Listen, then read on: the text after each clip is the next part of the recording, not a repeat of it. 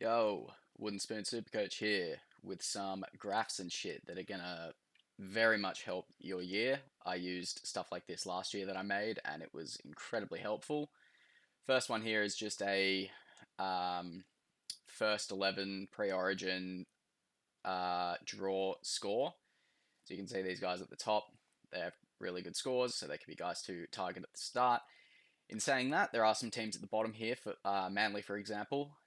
Since it calculates over the whole first 11, just have a look at the colours to see if they've got a good draw. So Manly's first four there is very strong. I will get my head out of the way so you can...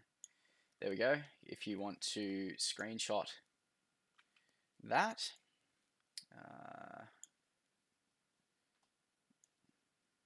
There we go. If you want to screenshot that one there, and then the one on the right now, which is the origin buy period. How I've set the colors out and how the scoring works is blue teams are the easiest. They're 5 points. Orange is 4. Yellow is 3. So on and so on. With obviously red being the hardest. If they're in capitals, that means it's a home game, which is another point, which is particularly relevant for teams like Manly, who it's night and day whether they play home and away. Yeah, so you can just kind of use this to say you're stuck between two players like a Burton and a Cleary, then this table here would indicate that Burton seems to be the better option matchup wise, and Cleary's got Origin and stuff, so that's something to think about. It just helps you make those decisions, which is really handy. If we go down here, this is coverage for the origin period. So we can see that Roosters cover all the majors, all the minors, so they're a really good team to target in the origin period.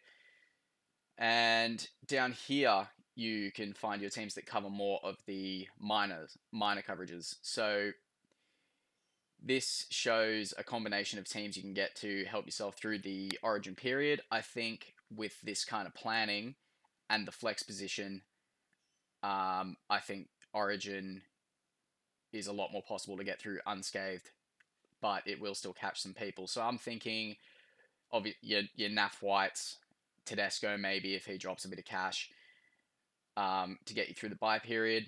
Manly players also cover all the majors, but only one of the minors, so then you could probably get in a few Knights, Cowboys, who cover all the minors. Thing to mention with the Roosters is the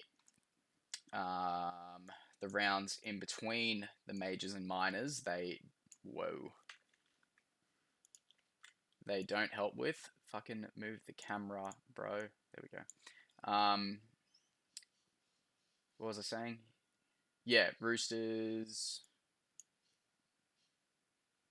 Here we go. 14 and 17. So they'll be the only team on the bye that week, so it's not really the end of the world. So feel free to use all of this stuff. No point just keeping it for myself. Little box up here as well that gives a little bit more information, so feel free to screenshot that or just come back to this video, which I'd prefer because I get more watch time that way. I'll have to cut that out. That was not meant to show that yet.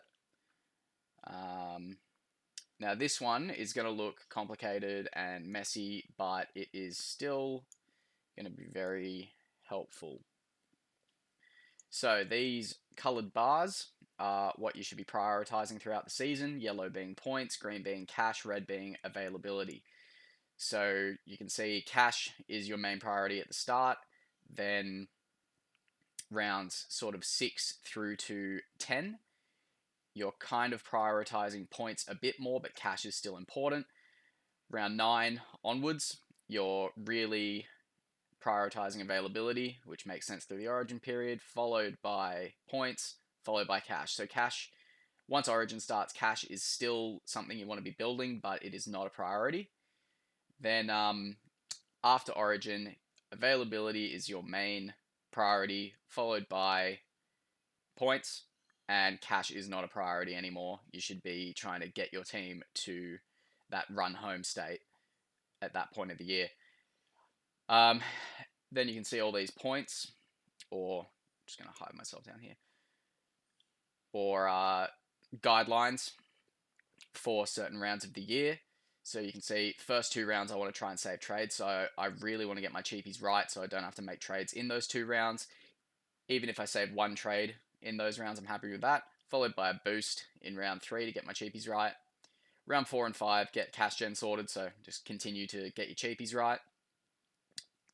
Round 6, 7, and 8, get non-origin players in, which, again, this guy over here will help you with. Round 11 and 12, Ponga's replacement, which I'm assuming will be Fletcher Sharp in at fullback, will cover the whole origin period after round 11. In round 11, he does play Penrith, so you might want to save it for round 12, but better to get those kind of moves done beforehand, because you never know, an injury could come up and stop you from getting him in round 12. Then we've got Manly, Sydney, Bulldog players cover all majors. Cowboys, Sydney, Newcastle cover all minors. So that'll be really handy to help get you through the tough period of the year. Yeah, then we've got these points up here. I won't bother reading them all out. Boost here. You can see, I missed this bit. Boost if you cooked around round 9. It's not in green because it's an optional one. These green ones are kind of locked in. I expect to use them. Boost for Origin and Manly guns in round 20. So if you don't use this boost here, then you're left with another boost, which gives you flexibility for injuries and stuff. So that's good, but if you need to use it, you can use it there. Round 21 through 24, I haven't looked into too much. Shit's going to change over the year, so let's not go too crazy with this. But I will come back to this and update this in future videos. Round 25, you want to get rid of Sharks. So Hines, Trindle, maybe Brayley, Mortalo, yeah. But then you could bring them back in round 26 and 27 as pods. Same goes for Latrell in round 27. Grand final week is round 26 for head-to-head, so 27 is more of a overall play. And if we have a look at who Latrell is playing, I haven't done the run home yet on that, which I will also do in a future video. The Roosters, maybe not. We'll see how the Roosters go this year. So yeah, feel free to take a screenshot of that. I'll move my head out of the way. Beautiful. Next, we're gonna do a little team update because I have again tinkered with it a fuckload. Okay. That is my old team. Fuck you, Reed Marnie and Mitch Barnett. He also fucked me last year big time. That was unfortunate. Anyway, moving on. I was going to rename the team Croaks Blokes, and then it got announced yesterday that Croker will miss the first 3 weeks of the season. He had an off-season surgery on his wrist, I believe, so he'll be back, and that might open up a cheapy prospect in Gordon Chamkun Tong. Highly touted. We love him at Manly. He's already got a cult following, and I don't even know if he's played a full 80 minutes of footy yet. But there's also another guy who could share that role if we go to Manly. Yeah, Simpkin from the Tigers. Either one of those two could be an option. I can only afford the cum shot right now. I'm so sorry. I won't say that again. Yeah, Payne Haas, Terrell May still there. I got in Leota. I think he's just way too good of an option to miss out on. Olakwatu stays, Naf White stays, Corey Osborough stays. I got in Tino. Supercoach Experience did a video where a physio gave his opinion on Tino. And reoccurrence of injury and the kind of mental state a player comes back from after having an ACL injury and kind of being a bit reluctant to push themselves.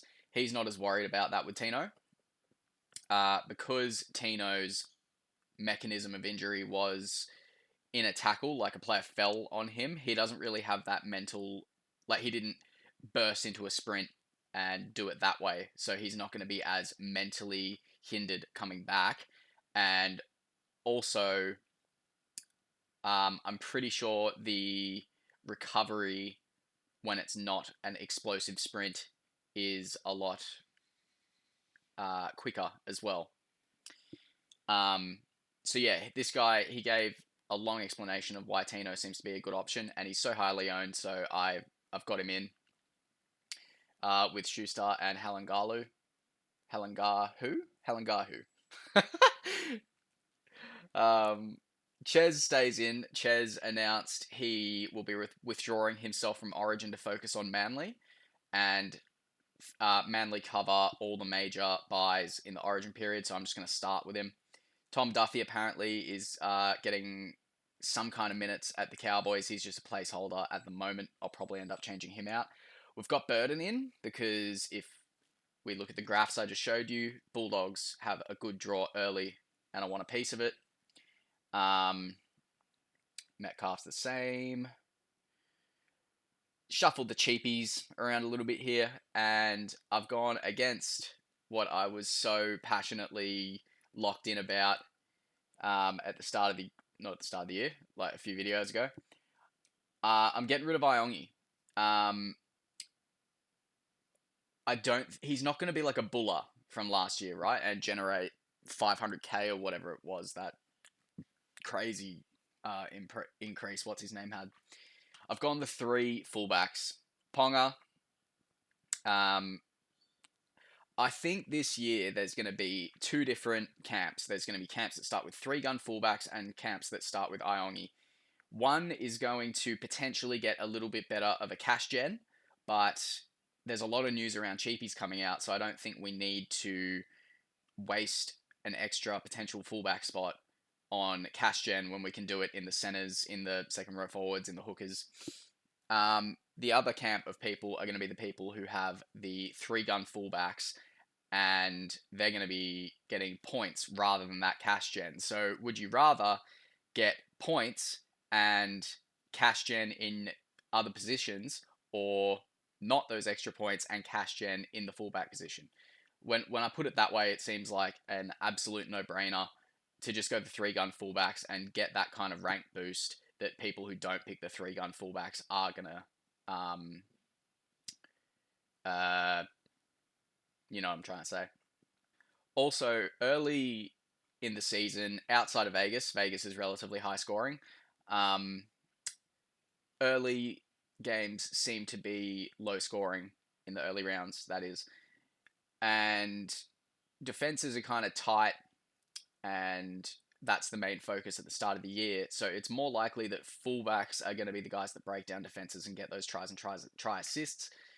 Kind of goes without saying, they are the highest scoring position for a reason, and it's been like that for a while. So just be in the camp that capitalizes on the 3-gun fullbacks, I think. Cool. That's the video. Next video will be the group league announcement. I will reveal that the prize pool increases throughout the year. That's all I'm going to say for now.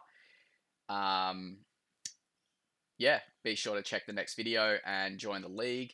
I believe it's been announced that Supercoach opens around Australia Day, which is soon, so that video will be coming soon. Thanks for watching, guys. Appreciate yous. Hooroo.